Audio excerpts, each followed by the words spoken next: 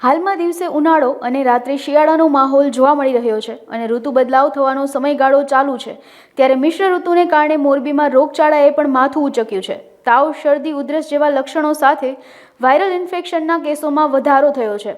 Morbi civil હોસ્પિટલમાં ગત મહિનામાં 978 જેટલા કેસો નોંધાયા હતા। ચાલુ માસના 22 દિવસ દરમિયાન 791 જેટલા કેસો નોંધાયા છે। આ સિવાય મોરબીની અન્ય ખાનગી હોસ્પિટલોમાં પણ વાયરલ ઇન્ફેક્શનના કેસોમાં ઢગલો જોવા મળી રહ્યો છે।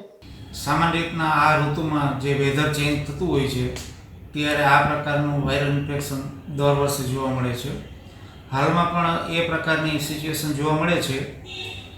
આપણે મોરબી સિવિલ હોસ્પિટલની વાત કરીએ તો જાન્યુઆરી મહિનામાં ટોટલ આ પ્રકારની એક ફ્લૂ ઓપીડી અલગથી આપણે ચાલે છે હોસ્પિટલ ખાતે, જ્યાં શરદી ઉધરસને એ પ્રકારના કેસ જોવા મળે, ફ્લૂના કેસ આપણે અલગથી જોઈએ છીએ। જાન્યુઆરી મહિનામાં ટોટલ 978 દર્દીઓ આપણે એ વિભાગમાં જોયેલા અને ચાલુ મહિનામાં અત્યાર સુધી જે મહિનો પૂરો થવામાં છે 791 દર્દીઓ જોયેલા છે ફ્લૂ ઓપીડીમાં। એટલે એવો મેજર કોઈ વધારો થયો એવું જોવા મળતું નથી, પરંતુ ડેફિનેટલી કહી શકે કે આ જે વેધર ચેન્જ થયું છે ઋતુના કારણે આ પિક્ચર જોવા મળે છે। દરેક વાયરલ ઇન્ફેક્શન જે સિઝનલ ફ્લૂ ટાઈપના પિક્ચર જે આવતું હોય છે એના દરેક માટે પ્રોટોકોલ બધો સેમ જ હોય છે।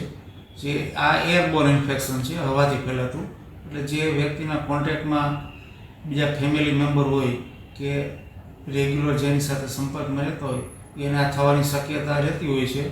એટલે જે પ્રકારે આપણે અગાઉ વાયરલ ઇન્ફેક્શનના જે મેજર્સ લેતા, પ્રિવેન્ટિવ મેજર્સ, ફેસ માસ્કનો એ પણ જરૂરી છે અને બાકી સામાન્ય શરદી થાય ત્યારે એના માટે તાત્કાલિક સારવાર ચાલુ કરી દેવી અને માણસે પોતાની ઇમ્યુનિટી વધારવા માટે દરેક વાયરલ ઇન્ફેક્શન માટે ઇમ્યુનિટી માણસની સ્ટ્રોંગ હોવી જરૂરી છે।